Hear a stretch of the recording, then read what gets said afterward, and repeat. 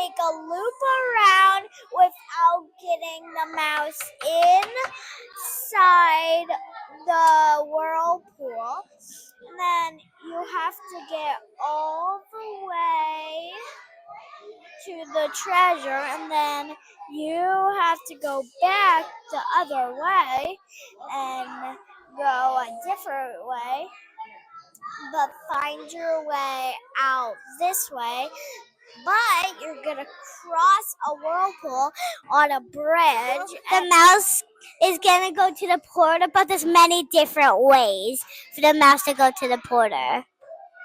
And we made food so the mouse doesn't get hungry. So what is he going to eat as he goes?